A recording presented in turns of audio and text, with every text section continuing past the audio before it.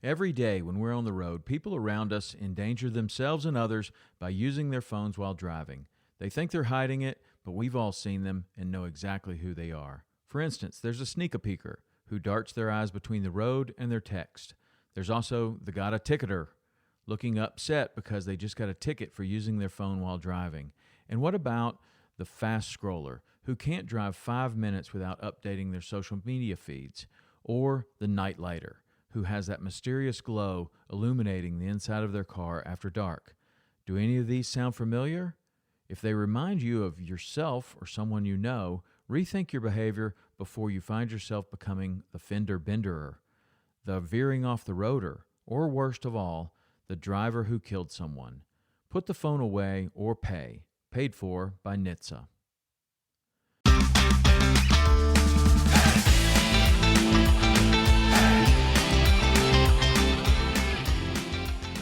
Hello and welcome to the Publicly Challenged Podcast. I'm your host, Luke Oswald, and I hope you join me on my quest for knowledge to become a better public land hunter, angler, and forager. Stick with this and who knows, maybe we will learn something together.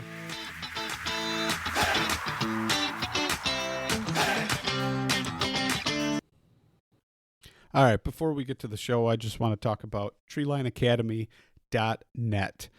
Go there, sign up. Use promo code PC2020, save yourself $20 on sign up.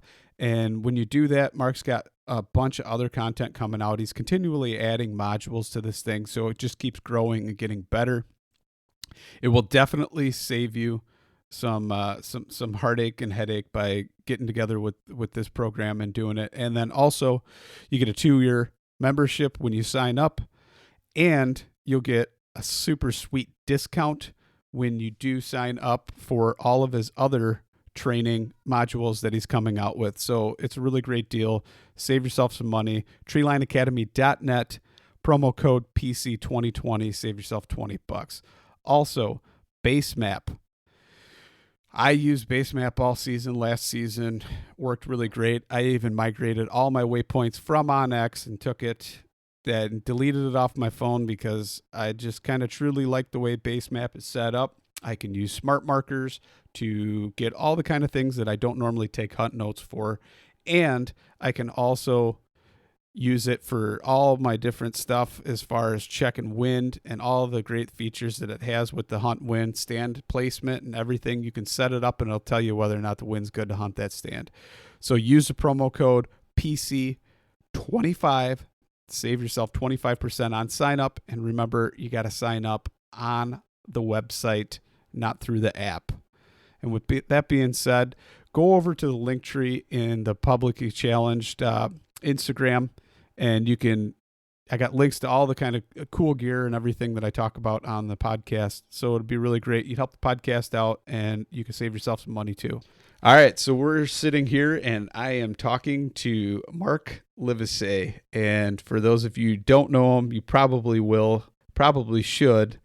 And Mark, I'm going to come out and say you are the podcast king these days. It's I can't even count how many you've been on within the past year, let alone the previous years. And I'm thinking about getting you one of those gold jackets. Or you remember Saturday Night Live, Mark, where it was like the 3 or 4 timers club? Well, you have officially been on 3 episodes of the Publicly Challenged Podcast. This will be your 4th. So you're in the 4 timers club. There's no other guest on this podcast that has ever accomplished that. So congratulations on that. I don't even know what to say about that other than, are people just not wanting to come on your podcast, or what's happening? Well, I try and get new material, but people who don't know Mark, I'm just going to say that he is a wealth of knowledge when it comes to e-scouting and other topics like that. So I really wanted to bring Mark on, and we're going to talk bears today. So Mark, give people, everybody just kind of a quick introduction for anybody who doesn't know you, and then we'll jump into it. I was telling my wife before I got on this podcast tonight, and I'm so excited to talk about bear hunting. It's my number 2 passion besides elk hunting. Other than food, And right? Because number 2, you said last time you were on the show, I do. was backcountry food and I don't making your own know. meals. Now that it's getting closer to bear season, I think I'm changing my mind. I do love doing my own food. I really geek out on it. I know you are too now. And I've kind of taken a little hiatus from that. I haven't been doing hardly anything as far as meals. I've been doing so much course stuff, but bear season is coming. I'm super excited about bear hunting, and I just love it. And when it comes to e-scouting, obviously most people know how geeked out I am on e-scouting for elk, but I'm almost as geeked out when it comes to, finding new places to hunt bears. But, thank you for having me on, Lucas. Again, my name is Mark Livesay, and I created this concept called Treeline Pursuits. I moved to Montana 5 years ago, and my wife and I, we just packed up, and I kind of stepped back and retired from my existing business. I've been an entrepreneur for 20 some years now, of my 25 years of my life. And we just packed up and had no plans and no jobs and no nothing and just moved to Montana. And it was the best decision I ever made. I tell most people all the time, I said, the only thing bad about it is I wish I'd have done it 10 years before I did it.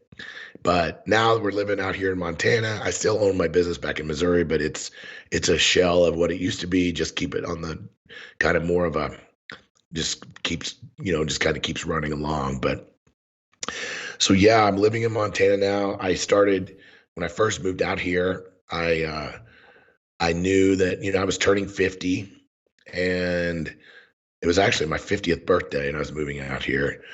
I knew the way I like to hunt elk, I usually spend somewhere between 40 to 65. This year I was about 65 days hunting elk. And I can't really do that anymore at 55, even in incredible condition. And it's not so much for the conditioning, it's the back-to-back wear and tear. It's the eating and the dehydration and the sleeping arrangements and just the constant moving around. And so I got pack llamas. So most people know I have llamas, and they have really been the godsend for me to do what I do. And I spend 100 days a year in a tent, typically right around there. And between camping and family and guiding trips in Yellowstone and hunting and everything else that I like to do. So I'm super blessed in that department, but it's opened my eyes to the possibilities and just all the things that are out there. And, I just decided I wanted to start sharing it. And so that's really why I created Treeline Pursuits. I had no idea what that was going to mean. And then a few years later, I started thinking about this e-scouting stuff for elk. I've just always been into it. It's been like a super passion of mine. And I started Treeline Academy about 2 years ago. I've been developing this course for about 2 years. Took me about 2 years to get it done. Launched last year in June, and it's been great. I've loved doing it. The feedback's been amazing. I mean, you're kind of struggling in the course. You can't seem to get it done, but you told me earlier. I mean, I don't know what the problem is, but I just need to slow down for like 3 months so I can catch up, Mark. That's all. But it's been great. I really enjoyed it, and it's been a work of passion, and I don't know. I've just really enjoyed it, and so I'm going to keep going with it. Oh yeah, dude. And anybody that doesn't know, treelineacademy.org, you need to get on there. .net, Lucas. .net. You are correct. Sorry. It's been so long since you've been on. You've forgotten the. No, I just .net. Treelineacademy.net. You need to go on there, sign up, and hey, shameless plug. PC 2020. Save yourself $20. Sign up for Mark's course.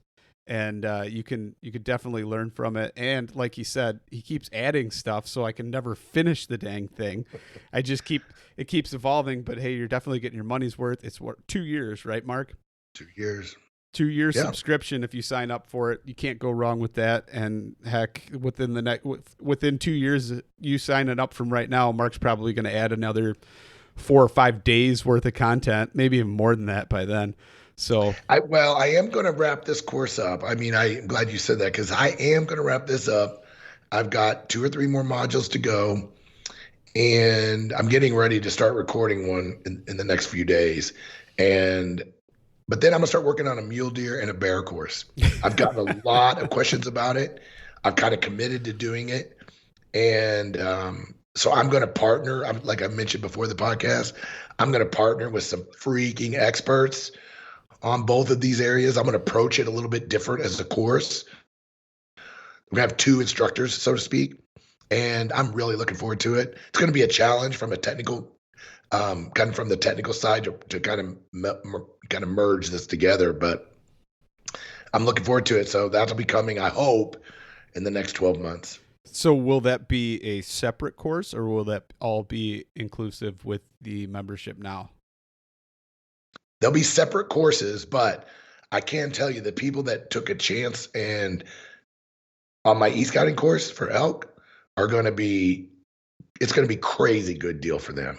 Okay. So it would be lucrative to sign up, and they're going to be separate courses because I've got separate instructors. Okay. It's not just me. So there's going to be separate contributors, but I am going to do bundles, and I'm going to do a lot of different things with it to make it, I mean, obviously this is a business, Lucas, we talk about entrepreneurship and work. This is obviously a business for me, but it's not really. My wife is always on me all the time about it, actually, but business and how I'm a bad. This is a passion, no doubt about it. And I'm not in this to make the most I can make, but it does take me somewhere between 1 to 2 years to get one ready to go. As you know, you're only 50% through with the course. And at one point, I was further than that, Mark. I will say, at one point, I was further than 50% until you added like 6 more modules to it. Well, it's always been in the plan to add those. Yeah. They've been on the agenda. So anyway, yes, I'm gonna have it. There'll be separate courses, but there'll be some great options for it. I don't know what the details are exactly yet on that in that arena, but you can rest assured it'll be a pretty sweet deal for the people that really took the chance and invested and took this course, the e-scouting elk course, and I'm gonna really be looking to take care of those people too, if they're even interested in mule deer or elk. Who isn't? I mean, you mean bears. Mule deer or bear. Mule deer or bear. So that's why you're here today. I want to talk about bears because, like I said earlier, when you and I were talking about, basically our rights being chiseled at and stripped away from all angles right now, it seems, as sportsmen, hunters, gun owners, everything coming at it, just a culmination, everything coming at us at once. And kind of coming to the realization that as a somewhat new Western hunter with not a super long history of points, under my belt, that I might not be able to even have an option to hunt elk every year, but I want to keep making trips out west and, enjoying its beauty. So I think maybe bears might have to come along into my future too. And so why not learn about it and educate the listeners as well, Mark? That's where you come in for all that bear e-scouting knowledge. Well, I don't know about that, but I can tell you a quick story. So I like that story. Yeah. So when I moved, I don't think I've ever told you this story. So we moved to Montana in March. And so we got here towards the end of March, and it was we've been here maybe 2 or 3 weeks. So we were middle of April, don't quote me on this. I don't know exactly, but we'd only been here a few weeks. And I was a non-resident. Obviously you have to live here for 6 months to be considered as a resident. So all of my tags that I bought that year, I don't know what I spent. It was unbelievable. I bought every tag that was available in Montana as a non-resident. So I bought a $350 bear tag, and I'm going bear hunting in Montana. Never hunted Montana, never spot and stalk bears, none of it. And I'm from Missouri, so I'm a ex-coyote caller. I used to love predator calling. That was one of my, besides whitetail, that was one of my passions in Missouri. And so I couldn't really find much about it really online, But I decided that I was going to go bear hunting, and I was going to call one in with a predator call. Okay. And so I rolled up into the Mission Mountains. And if anybody's from Montana, they'll know what I'm talking about. The Mission Mountains up by Flathead Lake and up by the Bob Marshall. And there's a lot of bears in that area. Okay. But there's also a lot of grizzlies in that area. So, I just roll in there. And I found this, I e-scouted this spot. I had some logging areas. I had a burn. I was hunting the edges. I had these glassing spots all picked out. But when I got there, I didn't do my due diligence like I talk about in the elk course. I'm going to give you another example. So I looked and I saw this log out. Okay. It looked beautiful. Well, I didn't bother to look at the date. And I was looking at it in, I think, Gaia or on X, okay? I didn't bother to look at it in Google Earth. I was too excited about going hunting. I just looked up this spot and I'm like, look at this great log out. I'm going there. Well, ended up being about a 10, 12-year-old log out. So I got there. This thing was grown up. It was thick. I couldn't glass at all. And so I made a huge e-scouting mistake there. Well, that's when I decided that I'm going to call in this bear. So I was driving we only had one vehicle at the time here. It was my wife's Explorer, and it's 4-wheel drive, but I got that thing up there in a pretty rough spot. And I get out and I go up into the mountains there, and I'm set, and I found this beautiful spot, and I called for about 30 minutes, nothing. And I moved to my second spot. Okay, remember, I'm literally my second ever setup in Montana. I set up and I start calling. And I've got my head on it, so I'm not being stupid about this. Well, I kind of was, but I'm keeping my eyes open, 360. I got a good view. I can see about 200 yards every direction. And I'm kind of worried about grizzlies, obviously. So I start hammering on this call, and I'm about 30 minutes in and I'm exhausted. So when you're calling bears, you have to stay on the call all the time. There is no break. Okay, it's a little different than coyote calling. The way I read it and the way I understand it from a lot of guys that have written some stuff that I've now done a lot of research is you have to be just nonstop, and you have to give it about 30, 45 minutes sometimes. So I don't know if you've ever blown a predator call with a mouth call for 30 solid minutes, but it'll wear you out. So anyway, I'm 30 minutes into this call, I'm sweating, and I'm like, okay, nothing. So I reach over to grab my backpack, my gun's on the ground, and I look up, I'll make this story short, and this black bowling ball is coming down the mountainside on a full bore run. And I'm like, what is that? And it didn't even register right off the bat because he was about 300 or 400 yards away. I was like, what is that? And this thing, then it hits me. I'm like, oh, crap. I didn't say crap, but that bear was barreling down on me, and he knew exactly where that call was coming from. And he went into this ditch in front of me, about 200 yards in front of me. And when he went into the ditch, I grabbed the gun. I was shooting a 338 Win Mag at the time.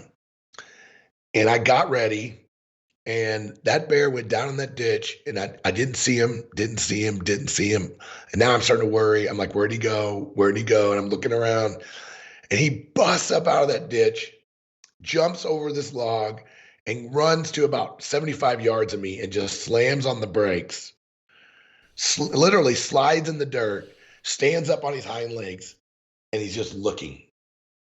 And I'm like, I got the gun up, and I can't, he's in all these log trees. I don't have a good shot, and I'm trying to get a shot. I'm moving around a little. Bears don't see all that great, but they can pick up movement. I'm trying to move, but anyway, he drops back down. And here he comes again. He is just running straight to me. And I pulled the gun up and I shot him straight up at about 15 yards. And when I shot him, he rolled over backwards. I bolted another bullet in, and he laid there like he was kind of dead for like a few seconds. And then he jumps up and he's running. He's not running at me. He's running kind of beside. I can tell by the way he's looking. He's not coming at me. But my second shot, I put the muzzle, it didn't touch him, but it was inches. And I couldn't look through the sky. I just held the gun out. And when he went by me, I shot him the second time right in the back. And I killed my first bear. So I skinned that thing out, took it home, packed the meat up. Took me 4 trips to get that bear out. And I go check it in, and the guys at the check station were like, dude, where in the world did you get this bear? I had it in a big cooler. Where'd you get this bear? And I was like, told them. And they said, this is a really big bear for this area. I'm like, I don't know anything about it. He seemed big. And so how did you get this? So I told them the story about calling this bear in. They're like, son, you know that there's other bears up there besides black bears, right? I'm like, yeah, I know. You know that's probably not a good idea, right? Yeah, it probably isn't. And they could not get over that I called this bear in, but with a predator call. So fast forward, that night, we went out to dinner in Missoula, and we were walking down the sidewalk. And these 2 guys that checked my bear were on the other side of the street with a bunch of other guys. And my wife and I were walking on this side, and they start yelling across the road, goes, there's the guy who called the bear in. And so anyway, I guess I'm kind of known for taking some chances on. Now, I don't call so much anymore in grizzly country as I used to the first few years, but I really love the thrill of calling bears. But I am getting more into spot and stalk and kind of glassing for bears now too. No, that's so messed up. That's not only it's the exciting. close encounter you've had. I mean, the other story I heard, what was it, last year? That was this year.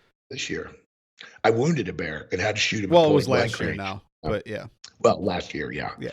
That bear I shot, wounded, short story. I wounded him, tracked him.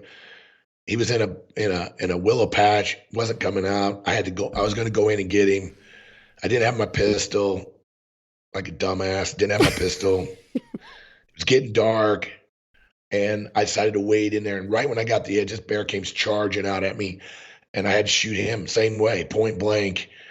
And he climbed a tree right beside me. He actually, when I hit him, he tried to climb a tree right beside me, and he got up a few feet and fell back down.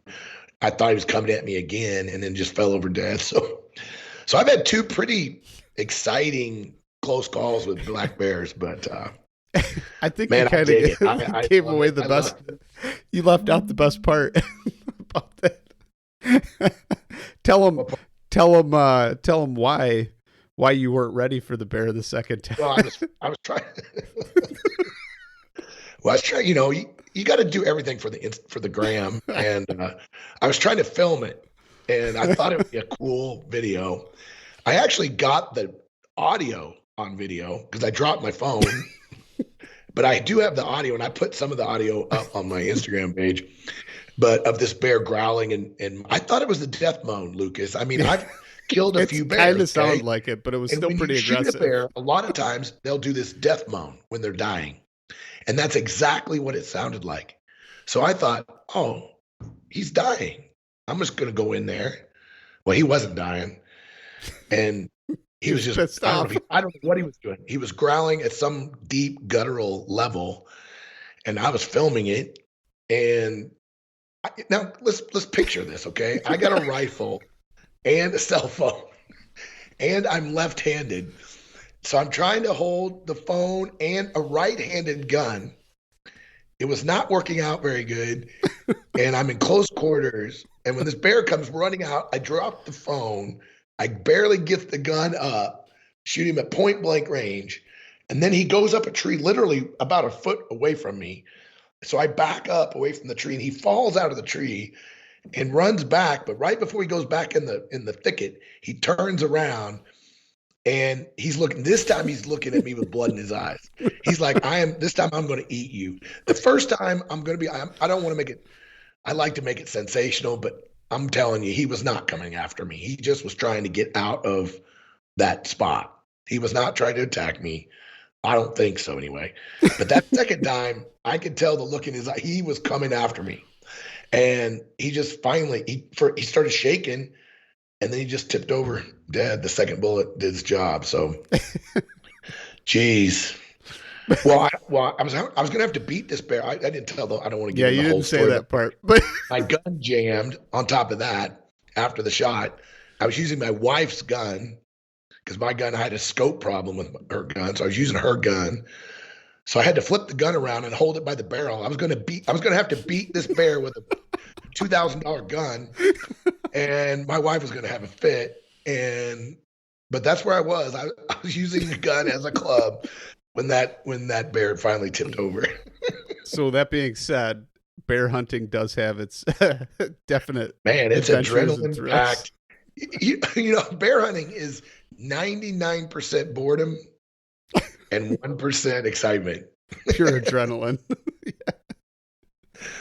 Oh man. All right. So great stories, Mark. I always like listening to those, and you're right. No, I never heard that first story, but that's definitely a good one. Yeah, that was a good story. That was my welcome. That was my first big game tag that I filled in the state of Montana, was a bear tag. That's awesome. So with that being said, then let's kind of get into the whole e-scouting thing a little bit, but have you taken pretty much the elk hunting stuff and just applied it to, or was there some new stuff that you kind of had to learn along the way for bears? Like what is the major differences, and then how can you apply what most people have already learned, especially if they've taken your course, what they've learned? Well, what's really interesting about that question is just about every feature of e-scouting that we use or teach, or probably that a lot of you already know about, a lot of those features are directly applicable to bear hunting. It's just the way you use them. So we could talk about a lot of examples, but one really good example is, and mainly because it's fresh in my mind, is I'm finishing up the late season elk e-scouting module right now. So there's so many things in the late season aspects of looking for elk that apply to the spring aspects of looking for bears. So the way I like to look for bears and the way I approach bear hunting is I need to know where that snow is. So in Montana, those bears, or anywhere, I think this is I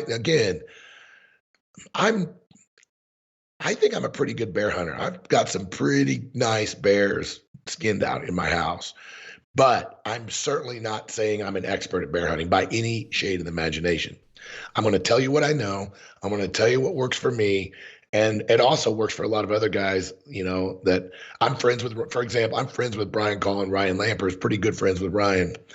And his approach to bear hunting is pretty much the way I'd like to approach it too, except they like to go really deep and they stay for really long times, and they do it entirely backpacking. I do it with llamas. I do it a little more gentleman style in comfort compared to those guys. But so when it comes to finding bears, all of those tactics are usable. It's just how they're used. And the example I was just getting ready to talk about, this late season. So when I approach late season elk e-scouting, I am looking at the snow from a point of how deep is the snow? At what point is it going to be pushing the elk down? Where is the depth zones of this snow? How does it work with the other elk finding features? The meadows, the feeding zones, the edge habitat, the burned areas, or the beetle kills, or the sparse timber, all the things that attract and hold elk. In the late season, elk kind of change gears, like their rut is past. They've gone into this security mode. Security is really high on the need list, but food is also really high on the need list because they're replenishing themselves. Okay, so the snow layer is really important to me when I'm trying to find late season elk hunting spots.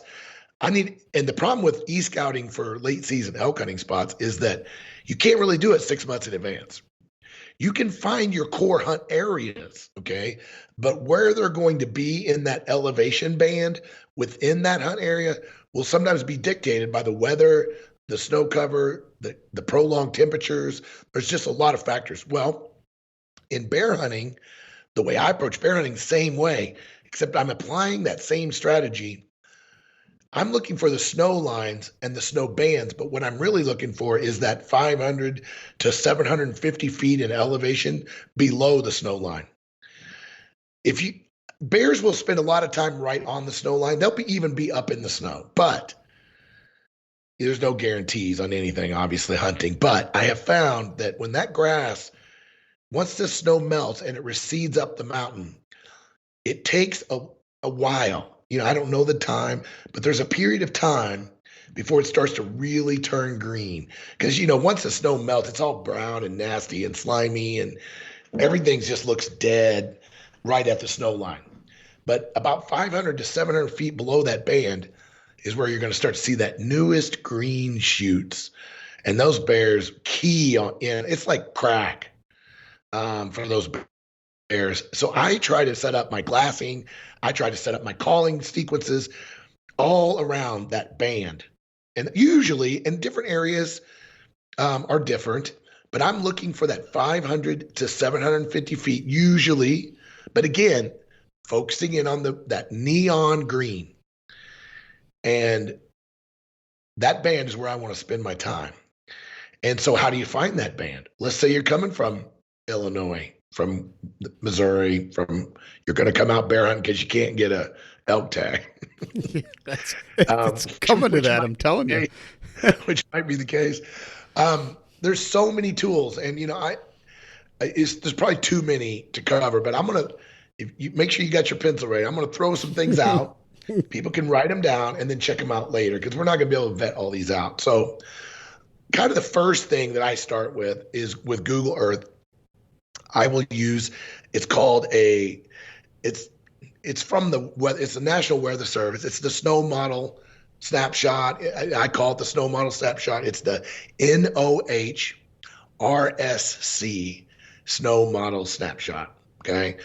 So maybe we can put a link. You do show notes, Lucas? I can do them. Yep. Okay. I'll send you a link where guys can download. What you can do with this is really great, man.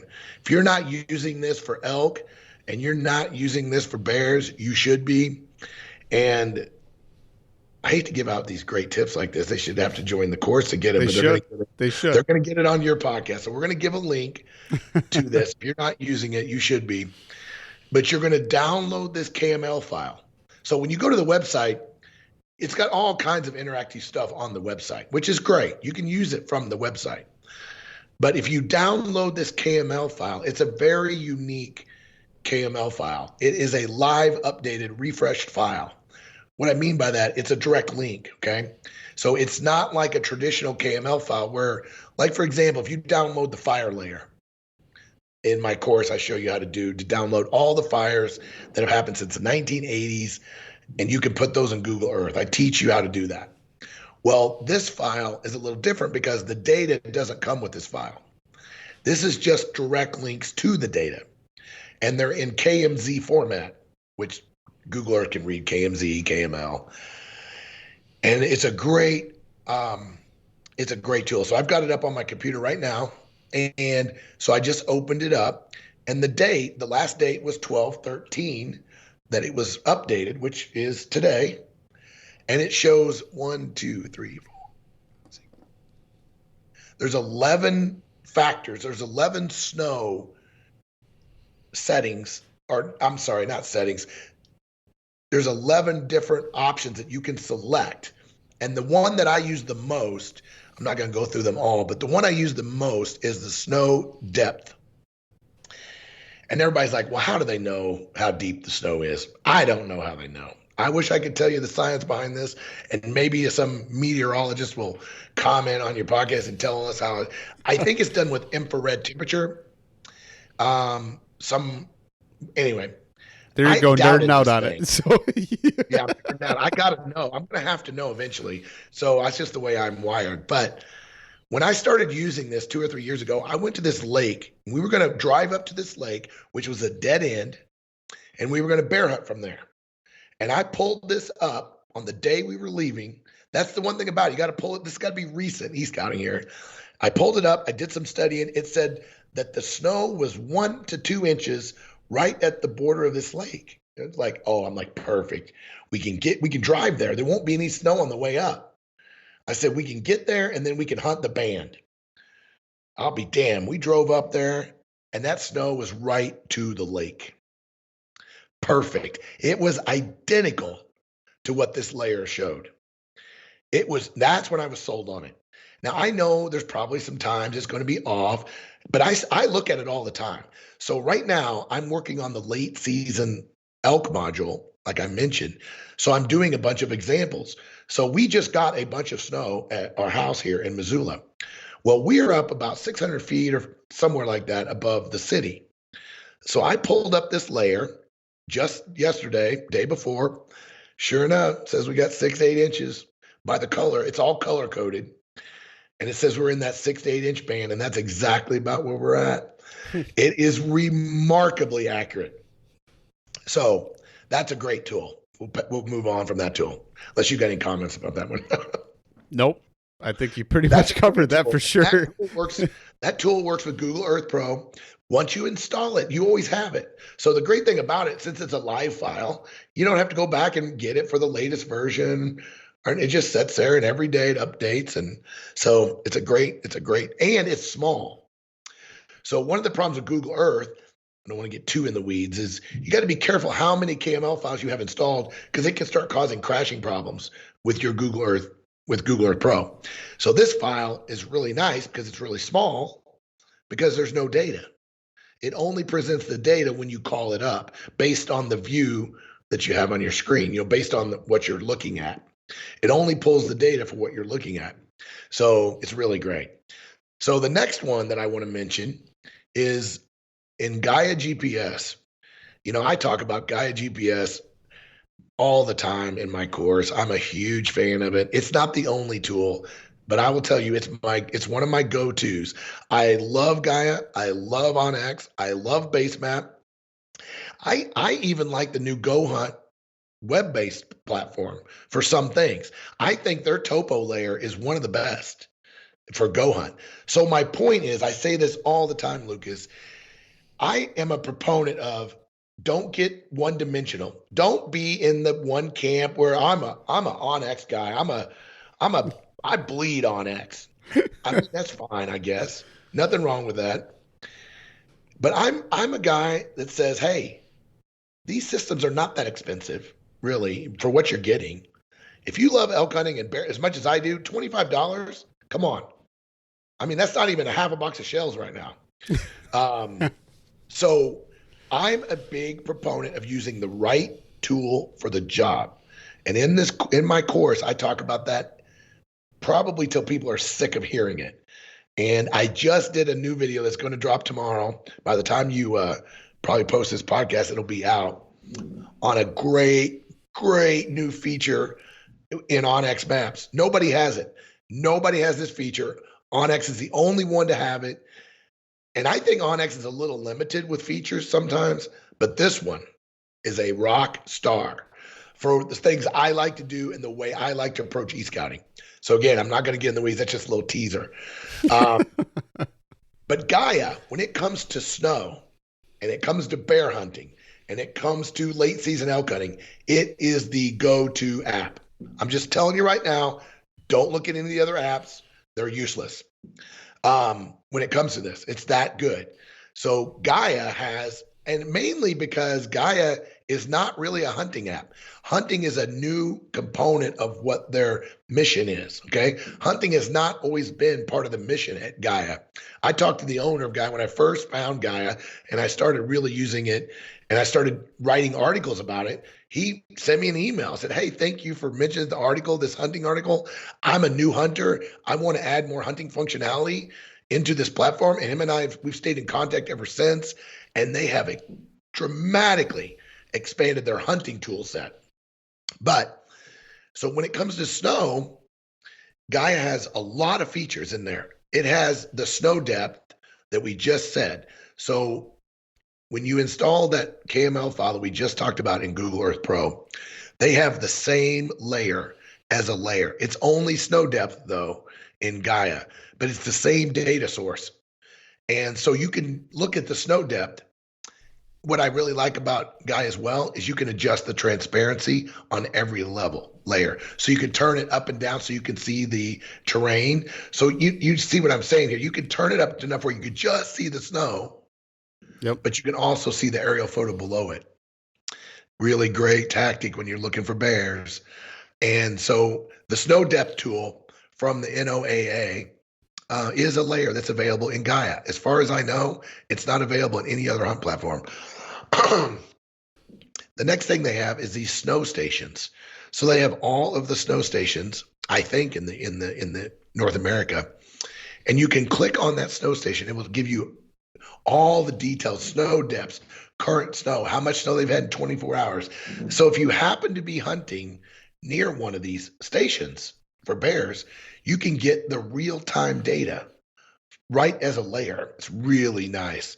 But that layer only works if you have cell service, because it's drawing in. We were just talking about the smart waypoints in Basemap, which I love. I'm evaluating Basemap right now, but it works very similar. You click on that snow station, and it extracts the current data for it. So the next thing that Gaia has that I use they've got the 24, 48, and 72-hour snow forecast. Now this is probably not as important with bear hunting, because in the spring, hopefully that period of time is kind of over, but you never know in April and May, let's just be honest. So I love being able to look at the layers on where the snow is happening, where it's going to be happening, and getting it out to 72 hours. So between the snow depth, the snow stations, and the 3 different forecasting layers, Gaia really has some tools that are pretty valuable for bear hunting. And then you couple that with that KML tool that I told you can install into Google Earth, and you've got a pretty sophisticated system to start finding places that are on that snow band. And one of the things is, I'm talking about this in the late season module. I try to find for bears, I try to find hunt areas, and I try to define a hunt area. And if you're taking the course, you know what I'm talking about. When I say hunt area, the area that I'm going to focus in on, it could be a 10 mile, it could be a 7 mile, it could be a whatever, but it's not a 50 mile. Okay. I look for a hunt area that has a range of elevation. The reason I do that is because I know that when it's time to actually go hunt bears in that area, I'm going to have to see where that snow band is. Does that make sense? So that if I've got that range of elevation already pre-planned out in my hunt area, wherever that snow band is where I feel those bears are going to concentrate or be concentrated. So I don't know if that made sense or if I explained that very well, but that's kind of my approach on analyzing the snow bands and how I look at separate hunt areas. We could talk about features I look for, but just in general from a hunt area, I'm looking for variations in elevation. I don't want to get in a spot that's the same elevation if I can, because if it's all 7,000 feet and it's all buried in snow, by the time April 15th or April 30th rolls around, that's not going to be the most optimal hunt area. So I will add one more thing. I'm sorry I'm talking so much here, but no. when it comes to hunt areas for bears, the next thing I do is very similar to what I do with elk. I talk about in my elk course, when you embark on a hunt and you've got your master hunt plan, you should have 3 to 5 separate and distinct hunt areas all worked out. Okay. All offline maps downloaded. You've got all your elk finding features. You've got all your routes, all your campsites, all the things we talk about in the course. You've got that all done for 3 to 5 different hunt areas. Now that is a lot of work, guys. I know it's a lot of work, but do you want to be a 10% elk hunter like the average, or do you want to be 50%, or you want to be 60%? I want to be 100, Mark. Well, you have to make that decision. If you're going to be 100%, and I know guys that are, I'm not quite 100% in Montana now. And over my 30 years, I'm not even nowhere near 100. I think I kind of looked back one time. I think I'm around that 50 to 60% range for the past 30 years, somewhere in there, which isn't nothing to brag about, but it's way better than the average. Yeah. And lately, I've been even better than that. But the point is, and I'm not bragging about that, but the more prepared you are, the better your odds are. It's just that simple. I don't know what else to tell you. If you want to take a shortcut and you want to half-ass it, then you're going to be closer to the 10%. If you want to be next level, if you want to be Ryan Lampers, and kill a giant bull on every freaking trip, Yeah. then you're going to have to start hunting like Ryan Lampers. That dude researches and researches and researches. Not only does he research, he's just a freaking stone cold killer. Let's just be honest. The man's a predator. I mean, I don't even know what I'm not even. I don't want to even inflate his ego even more than I already have. So And, yeah, we'll get back to the yeah. So it's important. I mean, if you want to approach it that way, I think you're going to start seeing success. And the same applies to bear hunting. And let's be honest, bears percentages, guys, are less than elk as far as harvest. I think in Montana, I'm going to just go out on a limb. I think they're in the 2 to 5% range. It's dismal as far as percentages. We don't allow baiting. We don't allow dogs, and we've got some thick country here. Okay, they thrive in that thick country, and we've got a lot of animals, for them to eat, and a lot of food for them to eat. So the bear population is really pretty healthy in Montana, but it's not a piece of cake by any shade of the imagination. But Mark, they do let you blow on a predator call, blow your lungs out they do, until one comes charging down the hill. So, and you can't use electronic calls. Oh, so that's why you have to blow on the call in Montana for 45 minutes. For 45 minutes. But in Idaho, where I love to hunt bears over there too, you can use electronic calls. So I do use electronic call over there. It's much safer. Yeah, you can put it out in front of you a little bit. Yeah, I mean, it's a great strategy. So here's kind of what I do. My typical bear hunting day is I will glass in the morning until it warms up enough where the bears might not be out as much. Then I'll start calling all day. I'll move sequences and do call sequences throughout the day.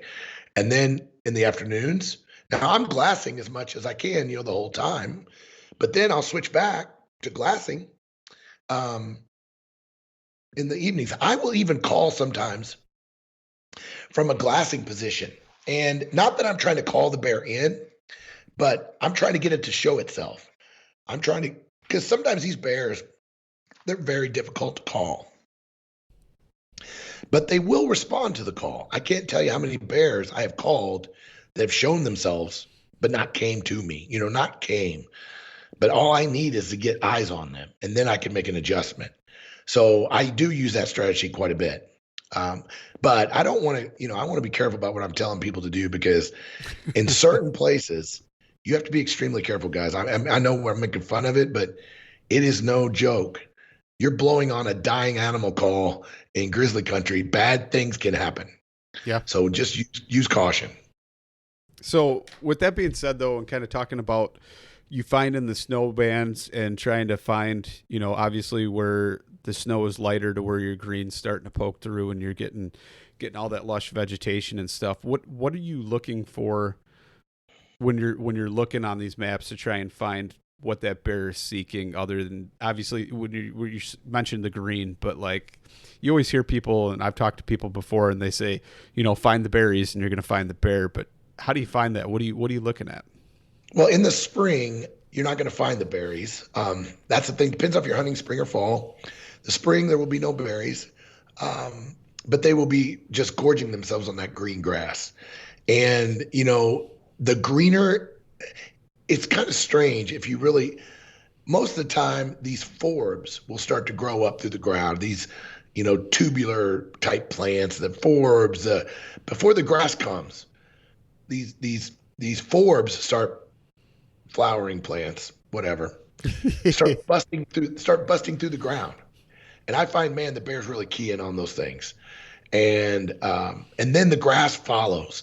It's really kind of bizarre. When you get up on that band, you can literally just walk along and see the transition.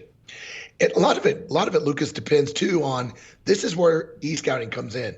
If you're going to really geek out, you want to study the snow levels and make notes of them, or maybe even drop a pin and do it on a weekly basis for the 2 or 3 weeks before you go. I do this sometimes. I should do it more than I do it because I get busy. Sometimes I don't do it. But if you're really, really wanting to maximize your bear hunt, this is a strategy that you can do. So you're going to look at the snow layer and you're going to drop a pin on the edge, where the snow is ending. And then you're going to, a few days later, a week later, you're going to drop another, and you're going to see how much receding you're getting.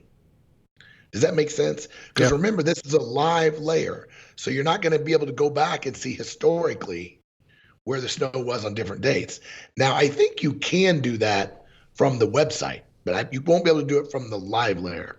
But anyway, if you want to call it testing, or by documenting the snow retreat, it's also going to give you a little indication how long this ground has been exposed. If it's been exposed a week without snow, I don't know that it's at that altitude, at a 5,000, 6,000, 4,000 foot altitude, I don't know that it's going to be lush green yet. Yeah, probably not. Yeah. There's going to be maybe a few things popping through, but if it's been 2 weeks or 2.5 weeks, you're getting where there probably is. So you see where I'm leading onto this. There's some real value in tracking that snow retreat in your hunt areas where you think bears are.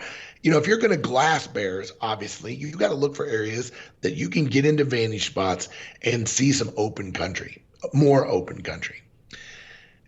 Or where I really like to glass bears is in sparse timber. And where there's, or in beetle kills, or in fire zones that have grown, older fires that have grown, even newer fires for that matter. But I love these areas where there's been a disruption in the canopy, in the tree canopy.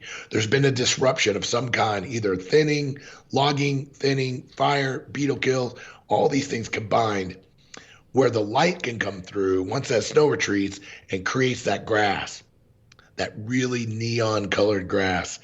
And so that's what I like to key in on. And so when I set up my glassing spots and I start testing my glassing spots, I want to make sure that I can see, not only do I want to see open areas or sparse timber or beetle kill, being able to peer into those patches, but you mentioned this before too. Guys, this is bears, they key in on this too, just like elk. They love that transitional zone between, if you can find the lines in Google Earth or in the using aerial photo, and you can see a line where the habitat changes from, let's call it a darker timber where you can't see the ground in the aerial photo, and then all of a sudden you're out into a beetle kill or a sparse timber or maybe even a burn, whatever, where now you can see the ground. I want to make sure when I set up my glassing spots that I can see that edge habitat in addition to some open areas. Because those bears are going to show themselves, obviously. They could show themselves first, right, in those edge environments. And I just looked at a study, and this is going to be the same for elk as it is for bears, of course. 50% of the vegetation grows within 50 yards of the edge of a habitat. It's crazy. I'm sorry, not 50% of the total. 50% of the variety of vegetation grows within 50 yards in and out of that edge environment. The further you get away from the edge, the less variety. And elk and bears love variety. They'll eat anything and they'll be happy with it, but if they can pick, it's like going to the candy store. You only want to eat candy canes? No. I'd rather have candy canes, strawberry covered, chocolate covered strawberries, maybe some bonbons. Whatever. Peanut butter cups. Right? Peanut butter. I mean, look at me. I'm not the skinniest elk hunter in the world. So, but you get my point here. You're picking your environment because there's lots of options. But with bears in the spring, I think one of the key options is the ground cover has to be open enough. And I don't want to say the word bare, but I'm going to use it because I can't think of a better word, but bare enough to get that fresh green shoots to grow up through. And that's a gold zone for bears. That's good stuff. I don't know if that makes sense. No, it totally does. I mean, now here's where the whole foraging thing comes in, right? Right. The forager and me, you got your open stuff to where I don't know the terms or whatever, but because I'm not that cool and don't really know that much about foraging yet, but your open grasses and things like that to where the light kills off certain things to where, it's not filtered enough to where Right. your different things are growing and stuff like that. And then there's a rhizomatic something or rather thing going on to where a plant will actually produce something to kill off the other things. And then you get that shade and it allows it to grow anyway through that. And it's, like the perfect little area. But. Well, in Montana, this is not true to every location, but in some of these semi-arid and even, in Colorado, even, I have found that some of the, like you just said, I don't know the technical of it, but this is just from 30 years of chasing critters. When you've got tree cover, canopy, that is sparse enough that to provide both shade and light, you get absolutely more growth. Like waist deep grasses. And you get out in the open, the wide open of the sun, and it's nothing compared to. So I'm just going to tell you, one of my favorite places to hunt elk is beetle kills. And there's plenty of them nowadays. And I think that, well, Colorado, you could say the whole state's a beetle kill. So I guess it's hard to hunt beetle kills when the entire state is beetle kill. But in Montana, we have a lot of beetle kills, but nothing on the level of Colorado. But I love beetle kills, and I like beetle kills for bears too. Now they have to be the right beetle kill. And in the course, in the East Guiding course, I talk about this. You talk about how this stuff applies.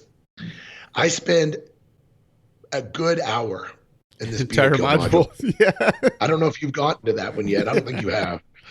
But how to study the denseness of the timber, how to look at historical timeline sliders in Google Earth, because everybody knows in Google Earth you can look at the historical timeline slider where you can look at let's say it's a 2019 image, and then there might be a 2016 image, then there might be a 2012 image, right? Yep. And so in that module, I talk about you got to go back in that slider to the moment you can see the brown trees. That brown phase is within 1 to 2 years, possibly 3, of the initial beetle infestation. It's that gold color, it's that brown color. It's the pine needles, the conifer trees that are turning brown. Okay?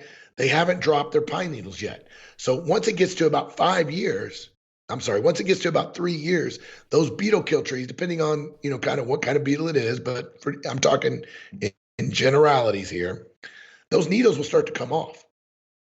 So when you look at an image and you see some dead trees standing and you're like, I'm going to go hunt that spot. Well, my advice is you need to look a little further into that, because let's say you're looking at an image from 2016, Lucas, and it looks amazing. All these dead trees are standing and you can see the ground and it's just green as a gourd. It just looks amazing. Well, that was, 6 years ago? Yeah.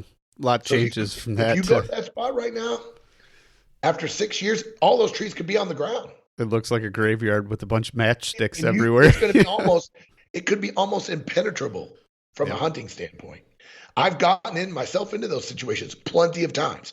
So what I recommend you do, same with bear hunting, it's all applies, guys, is you see an area that has dead trees and they're still standing and it looks good. Find out how old it is. And how you do that is you jump into Google Earth Pro. It's the only app you can do it in, guys. You can't do it in OnX, can't do it in Basemap, can't do it in Gaia, can't do it in GoHunt, can't do it anywhere. Why can't you? Because they do not publish the dates of their images. Sometimes if you zoom in really close on the image, you can see like U.S. Department of Agriculture 2014, 20 whatever, but yeah. But yeah, they don't publish all the research. And see, this is something that I didn't know before I started the course, but I have found that the aerial imagery in these hunt platforms, okay, is significantly, in most cases, not every, but in most cases, very significant, older than what's available in Google Earth. Yep. Because I didn't know this. I'm gonna probably drop a bombshell on some guys right now here too. I did not know this either. But these hunt platforms and Google Earth Pro all buy their images got Google Earth, but Google Earth does not take their own photos. I didn't know that. I thought they did their own aerial photos, but they buy them. Well, I don't know if they buy them, but they obtain them from third-party satellite services. Okay. There's companies that have satellites flying around, taking imagery and selling those images. And that's how Gaia, OnX, Basemap, all these get their images. And you might think that they're the same. They're not. When you start looking at it, all you got to do is pick a parking lot. I'm just going to give you a test.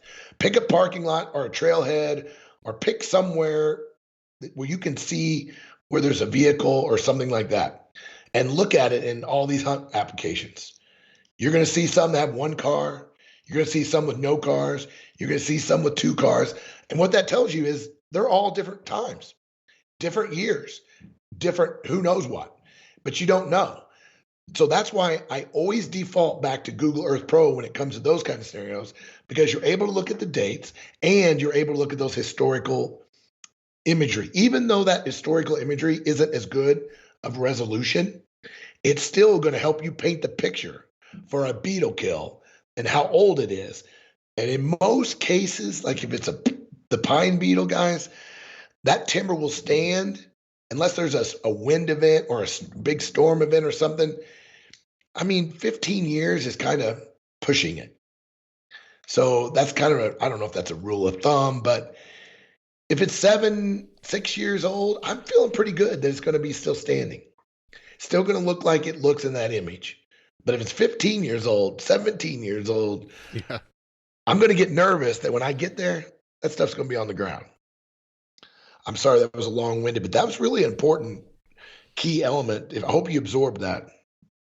I actually have been using what you just talked about for looking at like parking lots, like you talked about, to see how crowded it is during like mushroom hunting, turkey hunting, just to get a feel for, okay, how many people are actually, in this area doing that. So it works for that too. That's so funny. Kind of. Did you get that from my course, or have you always done that? No, I got it from your course. Because I talk about that a lot. So I analyze trailheads and access points and dead ends, and I look at as many dates of photos as I possibly can. If you pull it up on September 15th and there's no cars there, I'm interested. Yeah. That doesn't mean there's not going to be cars there, guys. I mean, come on. But on a September 15th aerial photo, middle of elk season, there's not a single car there. Well, maybe it's because there's no elk there. That's the first thing you may want to think about. But it's a really clever tactic that not a lot of guys utilize.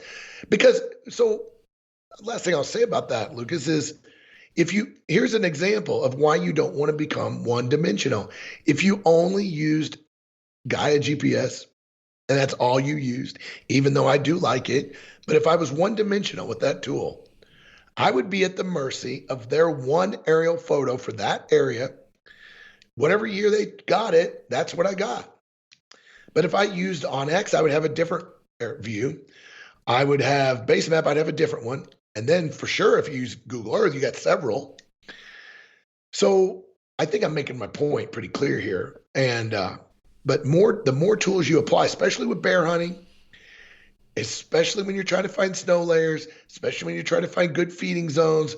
And I told you before we got on before we started the podcast, my first bear hunt, the one I told you the story about calling the bear in, one of the reasons I had to call that bear in was because I made a mistake with my e-scouting. I saw this beautiful log out. It was beautiful. Cut to the ground, cleared log out. It was green as a gourd. I'm like, there's going to be bears all over this thing. So I picked a high vantage spot, drove out there, and the dang thing had 6-foot pine trees growing every 6 inches. So I'm sure there was bears there, but I couldn't see them.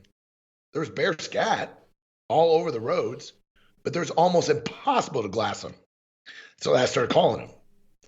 And so, but my point was, if I would have done what I just told you, the whole scenario I just laid out, I would have uncovered that log out was not as new as it looked in the image that I looked at. Yeah. And now I've even gone further. So there's a layer that you can download. There's an allotment layer, that you can get for Google Earth Pro that shows you all of the timber harvest in the whole United States. And it shows you when they were harvested, what type of harvesting. Now, Onyx has a nice timber layer too. Gaia has a timber layer as well. But if you study the timber layer in Gaia, you study the timber layer in Onyx, and then you supplementally back it up with the timber layer in Google Earth Pro, you've got a winning combination when it comes to analyzing timber cuts. I think timber cuts are one of the most attractive places for bears. So when you say timber, like what type of timber cut, Mark? Are you talking like clear cut versus selective logging? Well, I'm looking for sun to hit the ground. Okay. It doesn't have to be a clear cut, but it has to be a thinning operation that's significant. Or it has to be an old clear cut that is maybe burnt or reburnt. We're starting to see a lot of that now in the West. But what I'm really looking for is, can I see the freaking ground? When I get to my glassing spot, is the repro or the regrowth going to be at a level that's conducive to even seeing a bear? You can spend an entire freaking day or two or a week investing in a spot that's almost impossible to hunt. I did. I mean, I had to switch gears and start calling them. Got a little exciting. But because I didn't plan to do that. Yeah. That wasn't my original strategy. I had it in the back of my mind that I wanted to do it. I had my call with me, obviously. I mean, what good Missouri boy would ever be caught dead without a rabbit call in his pocket?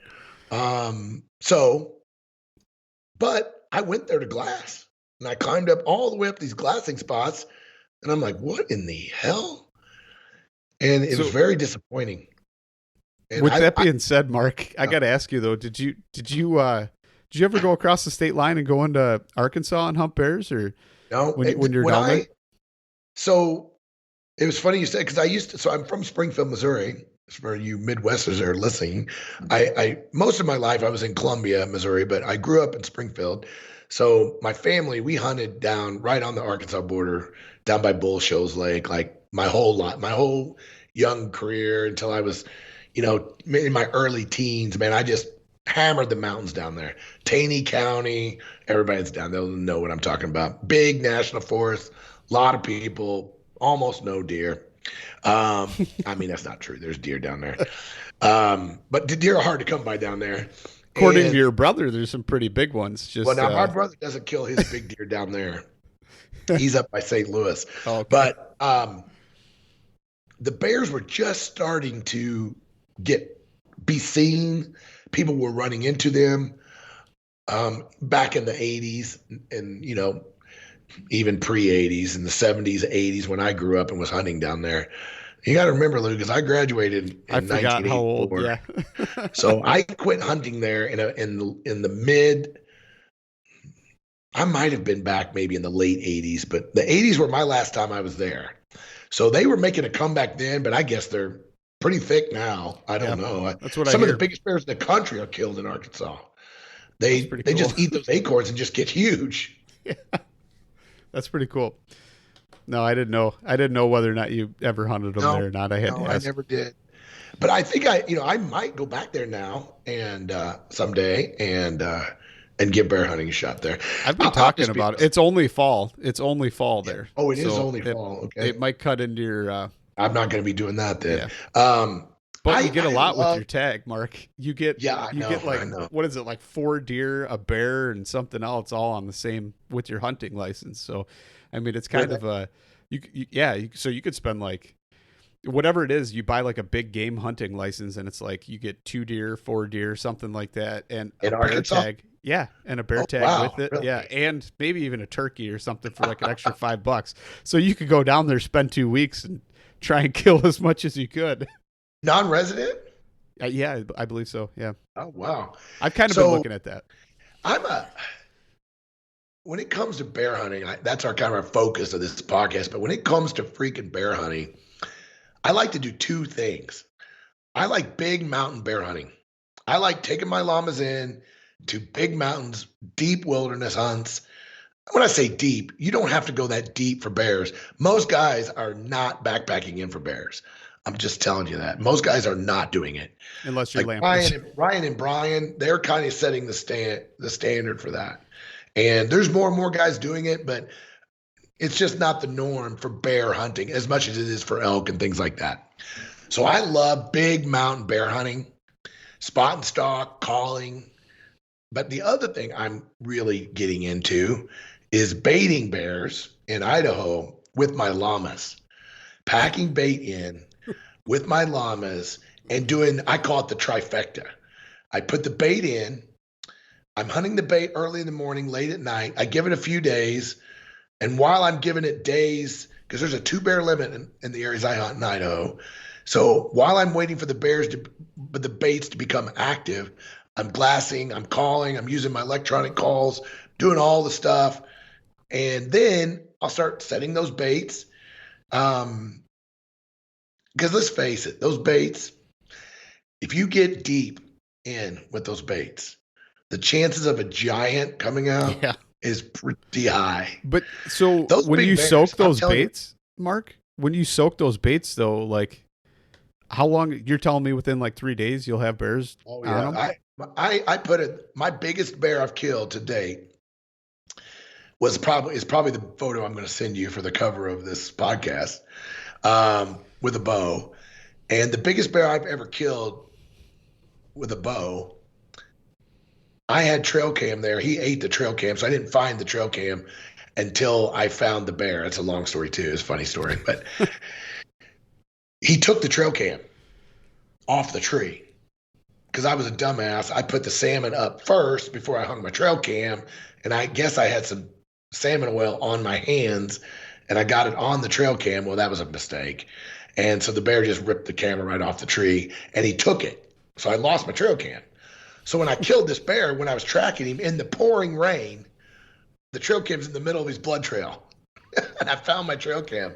SIM card was still good. So anyway, I put that bait in, if I remember correctly. My wife and my kids went with me and helped me. We drug a freaking cart in with the llamas. My wife drove the cart in. It was quite the show. And we went in and put that bait in. I think we finished up at noon or 1 o'clock. And the way, I don't want to give too many secrets, but I have this special technique that I do at the bear bait, not just put the bait in. I do a burn with some special stuff, and it'll be in my bear e-scouting class. Another reason to subscribe. Yeah, it'll be another reason. It's really good.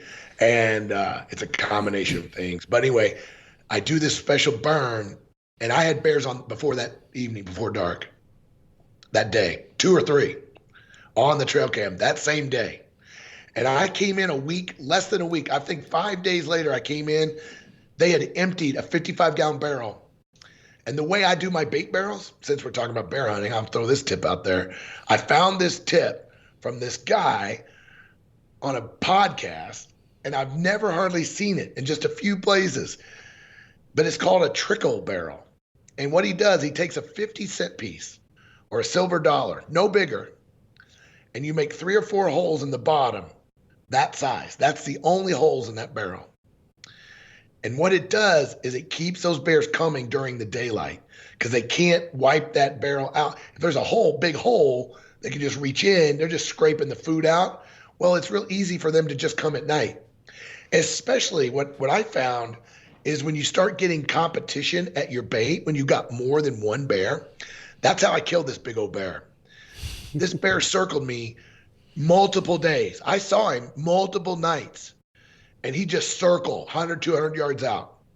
And I'd see him through the trees, and as soon as he'd get my wind, he'd leave. I was like, bastard. He did it every night, night after night after night.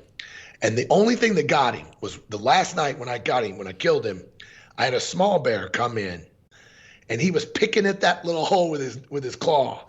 And I had dog food and popcorn coated with Boarmaster Triple Threat.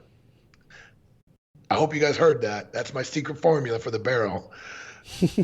Popcorn, dog food mix, about 50-50 sugar coated with this stuff from Boarmasters called Triple Threat. Oh my gosh, that stuff is like crack cocaine.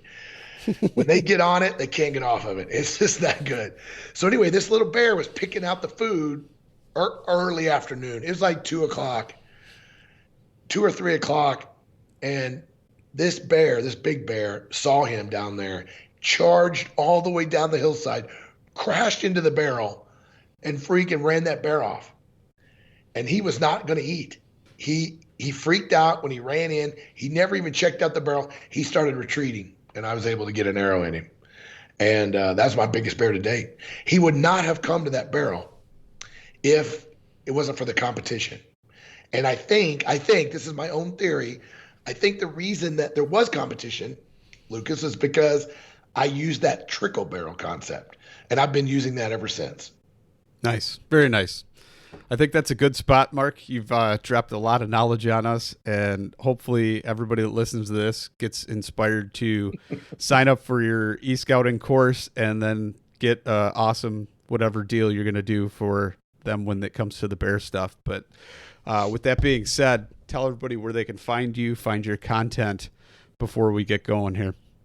Well, thanks, Lucas, and I appreciate all the support and the promotions for the course, because one thing I do want to say, sometimes I feel kind of weird about all the promotions that I do on the podcast for my course and stuff. But guys, if you're listening to this, I'm trying super hard not to pay for these social media platforms for any advertising.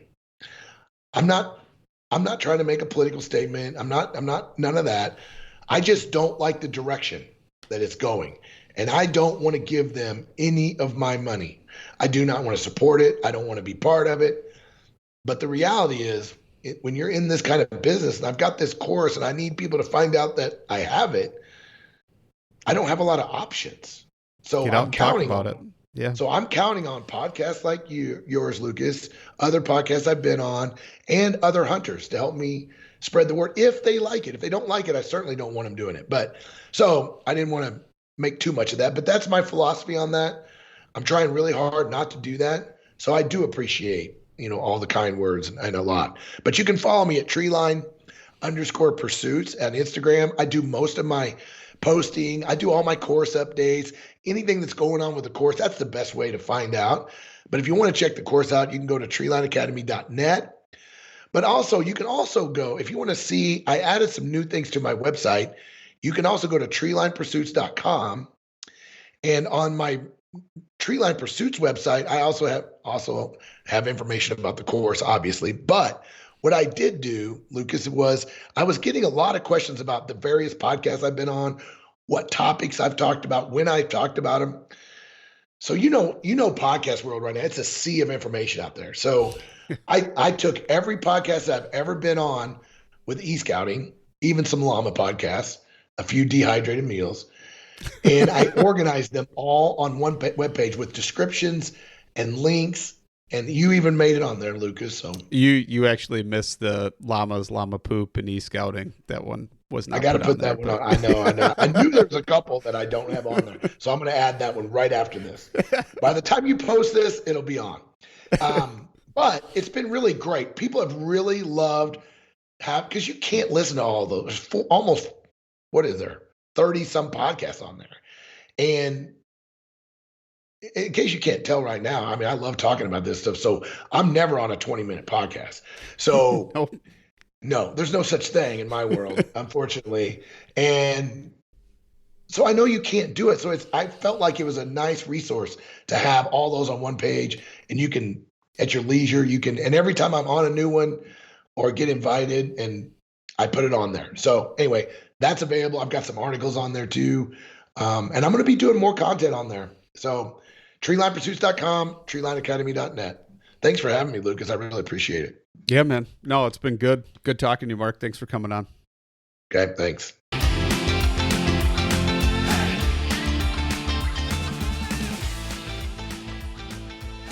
And once again, thank you so much for listening to the Publicly Challenged podcast. I hope you enjoyed the show, and if you did, please subscribe on whatever platform it is you're listening to. Also, if you could leave a review, that would help us out. And you can check us out on Instagram or at publiclychallenged.com. And once again, thank you so much for listening to the show.